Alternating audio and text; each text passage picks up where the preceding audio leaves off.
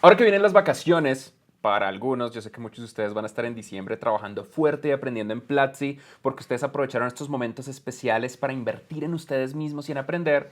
Quiero hablarles de libros. Ustedes siempre nos dicen qué libros nos recomiendan, qué libros nos recomiendan, qué libros nos recomiendan. Pues aquí tienen los libros que para mí son esenciales para sobrevivir el 2018. Y no voy a hablar solamente de los libros de no ficción, los libros donde aprendes cosas. Quiero hablar de historias. Y quiero hablar de historias porque los libros de ciencia ficción son distintos a las películas. Normalmente las películas de ciencia ficción se enfocan en básicamente esto. Hay algo loco, luego hay un montón de personas que golpean a otras y después de darse muchos puños y explosiones, todo se arregla. Con la excepción de, creo yo, Black Panther. Estoy muy emocionado por Black Panther. La estética de Black Panther se ve espectacular. La ves... ¡Ah! Pero más allá de eso, hay pocas películas de ciencia ficción, aunque las hay, que tocan los temas tan profundos que normalmente tocan los libros de ciencia ficción. Lo que coleccioné acá es una serie de libros que han afectado la forma en la que yo particularmente pienso y que me han ayudado mucho no solamente con Platzi, sino en general a estructurar una mejor idea de cómo predecir el futuro y cómo sobrevivir las cosas impredecibles. Una frase que a mí me fascina de los libros de ciencia ficción es que la buena ciencia ficción no predice los automóviles autónomos, predice qué va a pasar con ellos. Es como decir, no predicen el automóvil, predicen el atascamiento de tráfico, el trancón. Eso es muy interesante. No solamente hablar de, ay, claro, Bitcoin va a ser grande, sino qué significa que Bitcoin vaya a ser grande para las economías del mundo. No significa solamente hablar de, claro, hay un Internet oscuro y hay un Internet normal, sino qué pasa cuando hay un Internet controlado por intereses y otro Internet realmente libre y los dos se fragmentan. Eso es súper interesante y esos son los libros de los que les quiero hablar. Son libros en general ligeros que ustedes pueden leer toda la lista que les doy a continuación antes de que se acabe este año y los preparan para el 2018. Arranquemos por Ghost Fleet. Este es un libro bastante nuevo de P.W. Singer y August Cole. Es una historia no muy futurista, es aproximadamente el 2019-2020. La premisa de la historia es que en el pozo de Mariana Trench, encuentran en la profundidad brutal de ese pozo, esto es un lugar que realmente existe en el mundo real, es un pozo gigante en la mitad del Océano Pacífico, que está muy hondo, es lo más hondo que hay. Encuentran un tipo de hidrocarburo que necesita la humanidad para el futuro, es decir, una fuente de energía. Pero es el futuro cercano, es decir, es nuestra misma tecnología militar, nuestro mismo internet, nuestra misma estación espacial internacional allá arriba, etc. El punto es que China y Rusia de manera secreta se alían para crear una guerra en contra de Estados Unidos, no para conquistar Estados Unidos, pero para arrasar Hawái, conquistar Hawái, tomar control del Pacífico y tomar control del Pozo de Mariana. Lo hacen de una manera muy interesante. La historia dice que en todos los transistores hechos en China, en todos los chips, está incluido un circuito oscuro, nanométrico, solamente visible con microscopio, que constantemente está emitiendo una señal electromagnética. Por ende, ninguno de los aviones stealth, que son invisibles, ni los helicópteros, ni los misiles, pueden ser invisibles a los radares especiales que los chinos y rusos usan en la historia. Así que destruyen por completo, con un ataque muy bien coordinado, toda la base militar que tiene Estados Unidos en Hawái y toman control del Pacífico. Luego, al mismo tiempo, empiezan a destruir en órbita todos los satélites de Estados Unidos y solamente quedan satélites rusos y chinos en órbita y toman control de la Estación Espacial Internacional. Y esto es solamente el inicio de la historia, no les estoy dando spoilers, porque la historia en sí es cómo reacciona el resto del mundo, cómo reacciona Latinoamérica, cómo reacciona Europa y cómo reacciona Estados Unidos y qué pasa inmediatamente después. Y son historias increíbles, hablando por ejemplo del ejército gigantesco de hackers que tiene tanto China y Rusia para hacer un ataque cibernético al mismo tiempo en el que están haciendo un ataque en el mundo real para capturar Hawái. Y cómo todo Silicon Valley se une para dejar de simplemente apuntar a sus intereses corporativos y tratar de hacer lo mejor por los intereses nacionales. También hay un personaje estilo Elon Musk que prepara toda una idea 100% privada y no sancionada por el gobierno para recuperar personalmente la Estación Espacial Internacional. Es increíble. Y lo más increíble es que todo es tecnología moderna. Es gente con iPhones, es personas con internet normal, son los satélites que tenemos, los cohetes que tenemos, los barcos submarinos y tecnología que tenemos. También es muy interesante ver cómo solucionan el problema de que cuando dos potencias mundiales se pelean, no debería haber una guerra nuclear, pero resulta que no, de una manera muy inteligente. Ghost Fleet es muy interesante para este tipo de cosas. Un libro mucho más viejo es de mi escritor favorito de ciencia ficción, Robert Heinlein. Él escribió un libro llamado La luna es una cruel amante. Yo les he hablado mucho en otros programas que mi libro favorito ever es un libro que él escribió llamado Forastero en Tierra Extraña, Stranger in a Strange Land, que por cierto fue una apuesta que él hizo con otro escritor de ciencia ficción para ver quién podía crear una religión primero. Y el otro autor de ciencia ficción terminó creando la cienciología, esta religión súper loca que mata gente y lo convence a uno de que uno tiene estrés y que es por... En fin, nunca se metan en la cienciología. Es uno de los scams más terribles de la humanidad. Pero lo interesante es que La Luna es una cruel amante. Es una historia de una colonia de minería en la Luna que decide rebelarse porque quieren tener representación política y no ser simplemente una colonia de los países normales de la Tierra. Y la forma en la que se rebelan y la forma en la que estructuran todo es la inspiración de cómo funcionan las células terroristas en nuestro mundo actual moderno. Es súper interesante porque este es el libro que creó las células terroristas. Después de que Robert Heinlein escribió el libro, el FBI le empezó a investigar y abrió un archivo porque muchos otros células terroristas, como los irlandeses en la época, simplemente copiaron el modelo y al día de hoy gente como Al Qaeda usa las enseñanzas de este libro para organizarse. El libro enseña mucho cómo tener ideas subversivas que tengan impacto y al final del día, el mundo de las startups de tecnología es un mundo donde emprendedores crean ideas subversivas para tener impacto. Un libro más moderno de una de las personas que estuvo detrás del desarrollo de Internet Explorer, imagínense esto, Ramesh Naam, se llama Nexus. Es una trilogía, son 3 libros, Nexus, Crux y Apex. Nexus habla de un futuro cercano en el que la humanidad empieza a mejorar con prótesis el cuerpo humano y con CRISPR, es decir, con edición genética. Entonces empiezan a aparecer humanos más fuertes, empiezan a aparecer personas que modifican la estructura ósea de sus cráneos para resistir un balazo en la cabeza, empiezan a aparecer personas más inteligentes. Pero lo interesante es que alguien, nadie sabe quién, desarrolló una droga llamada Nexus que crea unas conexiones nanométricas dentro de las neuronas que me le permiten básicamente enviar como si fuera Wi-Fi tus pensamientos de persona a persona. Y un grupo de hackers en Mountain View, en California, desarrollan un sistema operativo encima de esa innovación de hardware y crean básicamente el sistema operativo del cerebro. ¿Y qué implica eso a nivel de todos los gobiernos del mundo? Por ejemplo, en esta historia, Estados Unidos se opone completa y totalmente a este tipo de avances, que es algo que históricamente pasa. Estados Unidos siempre ha estado opuesto a usar CRISPR para modificar fetos, a la investigación con células madre, entre muchas otras innovaciones de este estilo. Y también qué pasa con China, con India y con Tailandia. En esta historia, por ejemplo, Tailandia es una de las regiones del mundo que está más avanzada en prótesis de aumentos biológicos y humanos simplemente porque no hay leyes. Entonces hay un mercado negro gigantesco. Y también, al mismo tiempo de esta historia, China desarrolla el primer computador cuántico, lo que les permite básicamente simular un cerebro humano entero. ¿Y eso qué implica? Es fascinante. Y lo más interesante es que todo es completamente plausible. Y como les digo, la buena ciencia ficción no predice el automóvil, predice el trancón. Eso es básicamente Nexus.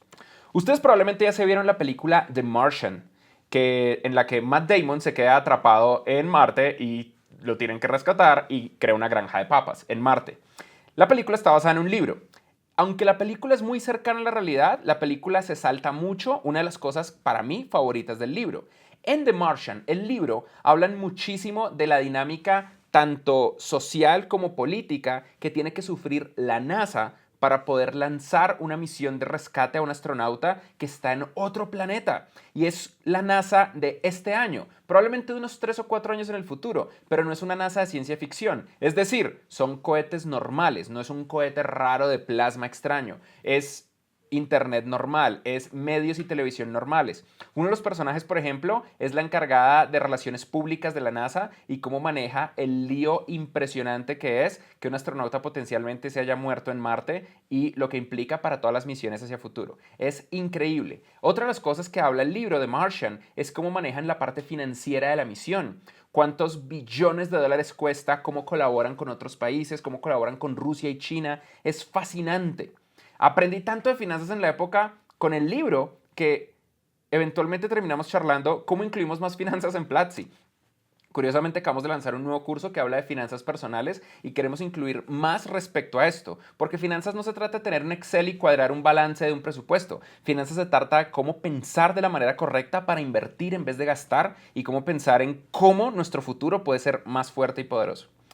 Luego viene Snow Crash. Yo les he hablado del libro en este programa muchas veces. Snow Crash de Neil Stephenson es un libro que predijo el Oculus Rift. Es el libro que básicamente inventó Google Maps y Google Earth.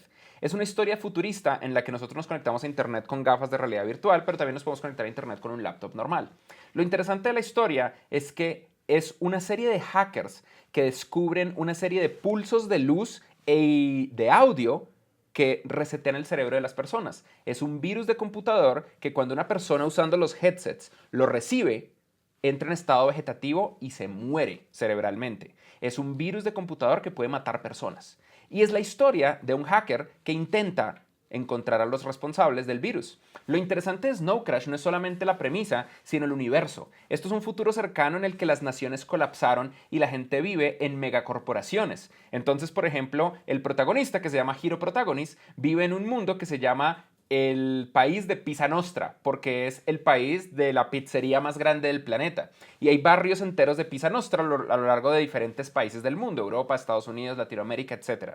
Tú no vives en un país, tú vives en el barrio de la empresa a la que perteneces y tú puedes saltarte entre empresas. Otra cosa muy interesante es que empiezan a predecir el futuro de la criptografía, como Bitcoin. Y hablan también, hay un personaje que para mí es fascinante.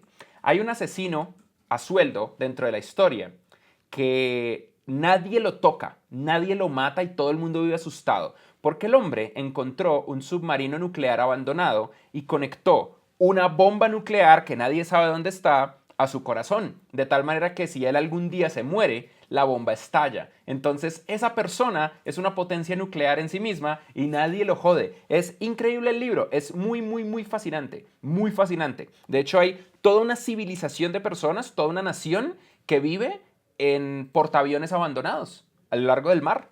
Es increíble. Lo interesante de Neil Stephenson es que él hizo una secuela que ocurre unos 50 años en el futuro de Snow Crash, que se llama La Era del Diamante o una guía ilustrada para señoritas. La Era del Diamante es un mundo mucho más futurista. Es un mundo donde las impresoras 3D pueden imprimir a nivel subatómico lo que sea. Entonces de repente todo el mundo empieza a tener ventanas hechas de diamante en vez de vidrio, porque entonces el diamante ya no es escaso, simplemente se puede imprimir. En un mundo post-escasez, ¿cómo funciona la sociedad? ¿Cómo funciona el dinero? ¿Cómo funciona Internet? ¿Cómo funciona el aprendizaje? Todo el libro es básicamente, imaginen que Platzi, la startup de educación online, fuera una de las empresas más poderosas del mundo. E imaginen que 3 niñas separadas en el planeta obtuvieran la única copia de Platzi que les permite aprender de manera personalizada. Y al mismo tiempo, el creador de esta startup también está conectado con una moneda criptográfica. Es decir, este libro predijo en cierto modo lo que el día de hoy nosotros conocemos como Bitcoin. Y esto es un libro de los 80s. Cory Doctorow es otro personaje, bueno, otro autor del que hablamos mucho en el programa. Cory Doctorow creó un libro llamado Little Brother, pero su secuela es tan buena como el libro original, Homeland. Esta es una historia el día de hoy, es una historia que ocurre en el 2015-2016 respecto a una serie de jóvenes que están en San Francisco, que en el primer libro son acusados de un ataque terrorista y en el segundo libro los siguen jodiendo un montón y están bajo la presión brutal de la NSA y de total seguridad en el mundo. Pero como son jóvenes hackers, deciden pelear en contra del sistema, deciden empezar a rebelarse tanto como puedan y básicamente es un Wikileaks que no es como el Wikileaks de nuestro mundo real que está básicamente vendido a Rusia, sino un Wikileaks de verdad, donde está completamente abierto y está tratando de destapar todas las cosas malas que hace este gobierno a nivel de seguridad y vigilancia.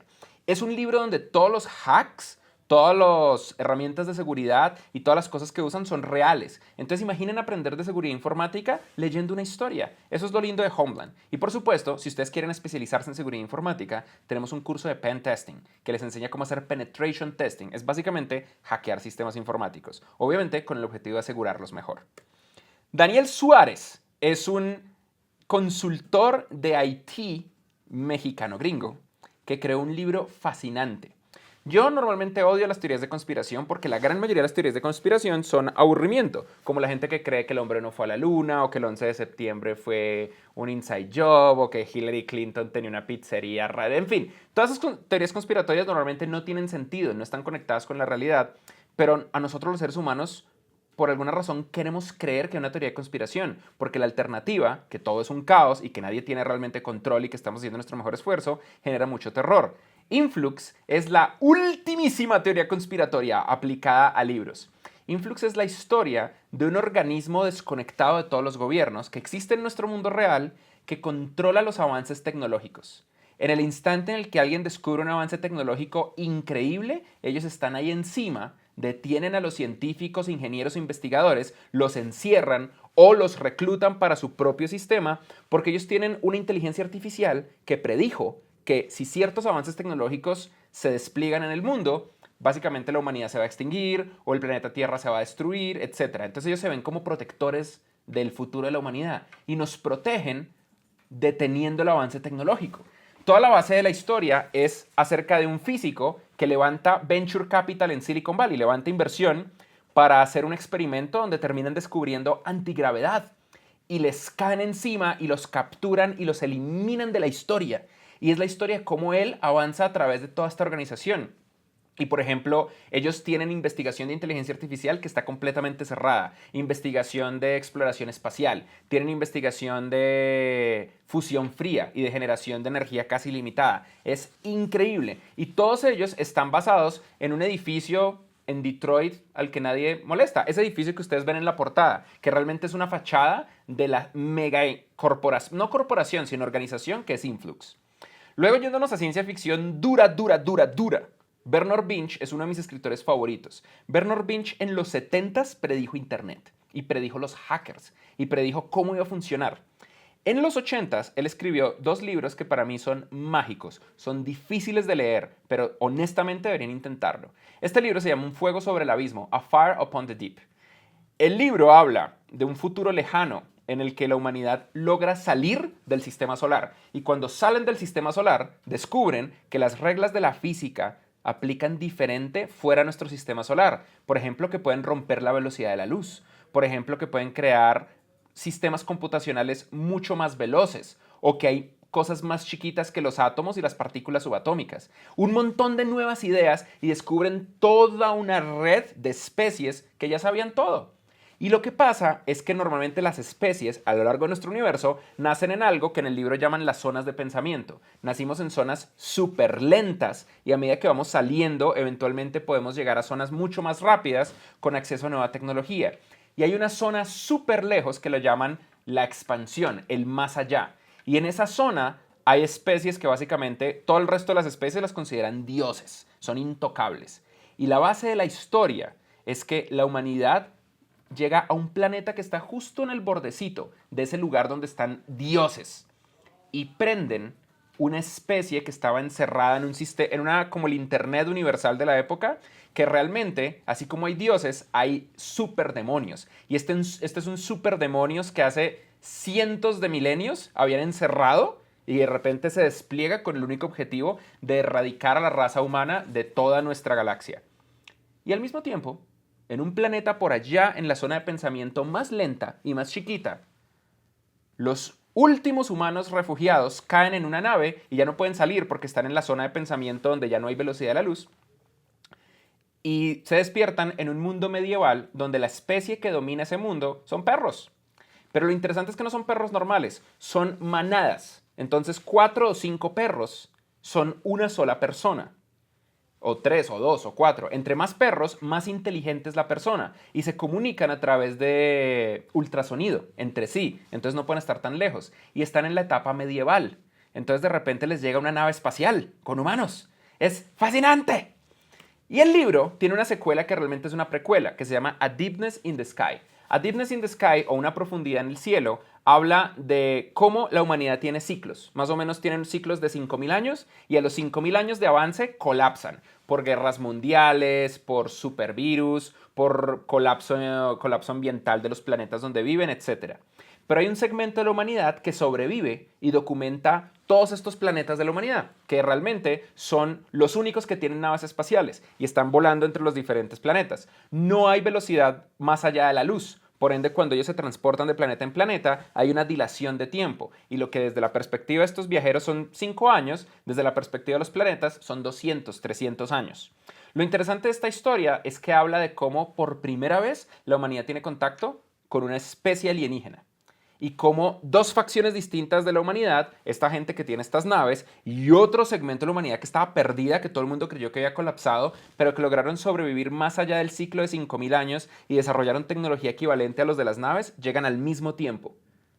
Y entre los dos se empiezan a pelear por quién aterriza primero en este planeta. Mientras que en el planeta, ahora están más o menos en la tecnología equivalente a la Segunda Guerra Mundial, no tienen ni idea que algo está pasando en el espacio, y es una raza de arañas, son una raza de arañas.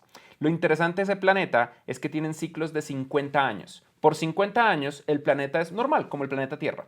Pero por los siguientes 50 años el planeta se congela por completo y no tiene ningún tipo de actividad en la superficie. Entonces es una especie que evolucionó para ir a unos túneles que los llaman deepness, profundidades, donde ellos entran en un sueño criogénico por 50 años. Y 50 años después vuelven a salir y vuelven a continuar con sus vidas. Súper interesante. Lo interesante de Deepness in the Sky es que habla de cómo esta especie chiquita empieza a descubrir que hay algo allá arriba en el espacio. Y empiezan a estructurar todo un plan a través de los ciclos para que en los próximos 100 años logren establecer contacto con estas dos facciones humanas que ni siquiera saben que están ahí y lo organizan como una startup, lo organizan como una empresa en la que constantemente están peleando para ver quién llega primero mientras ellos no saben lo que está pasando allá arriba. Y al mismo tiempo hay dos facciones, una que está organizada como un gobierno gigante y una que está organizada como una compañía iterativa pivotante, otra startup. Tenemos un curso que les explica cómo crear startups y acabamos de lanzar una nueva versión que es el curso de creación de startups. Es una versión resumida que les enseña de manera muy puntual cómo crear su propia compañía. Y después de ese libro es el companion perfecto. Quiero terminar con los últimos dos que tengo en mente. Con la saga de Hyperion y la saga de El portavoz de los muertos. Hyperion es un libro súper fumado. Súper espacio fumado. No perfumado, sino muy fumado.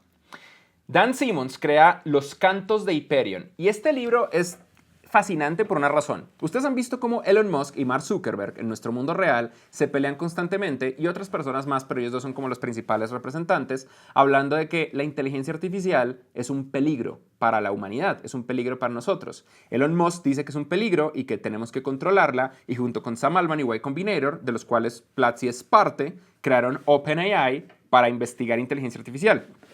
Mientras que Mark Zuckerberg y otras personas piensan que la inteligencia artificial no es un problema para la humanidad y que es ridículo pensar eso.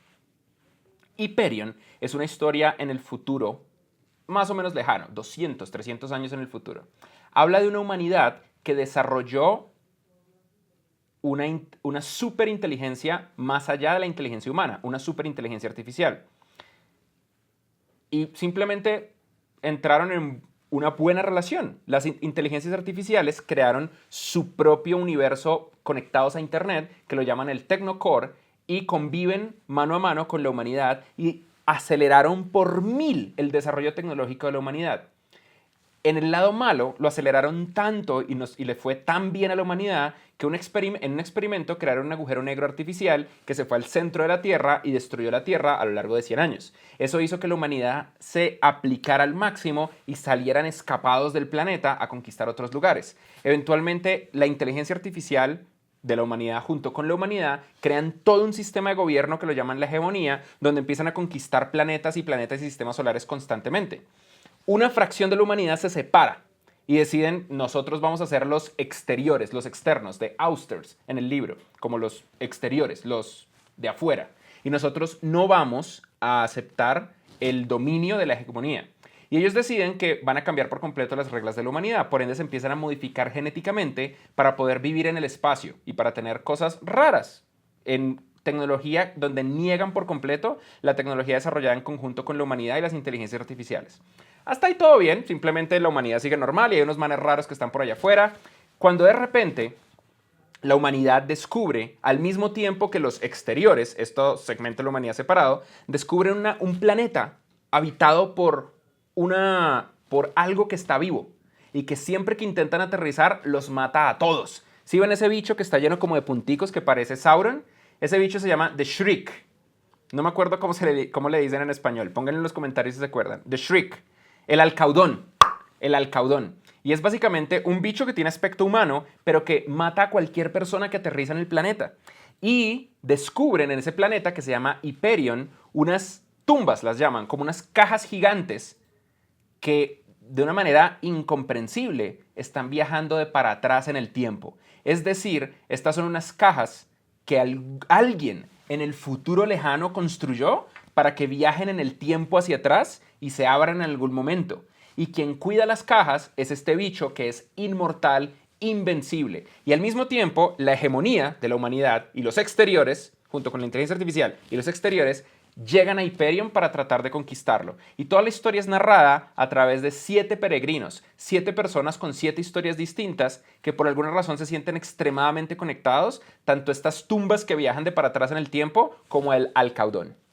La historia es magnífica porque habla primero de cómo funcionaría un gobierno expandido a lo largo de múltiples planetas. Segundo, de cómo funciona un universo en el que aunque no tenemos teletransportación, sí tenemos comunicación instantánea.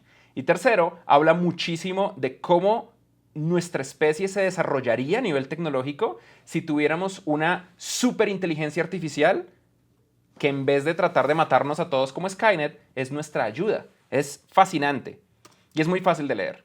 El último libro del que les quiero hablar es de El portavoz de los muertos, Speaker for the Dead. Ustedes probablemente han escuchado de un libro que se llama El juego de Ender. Es súper famoso, hay una película que es 7 sobre 10.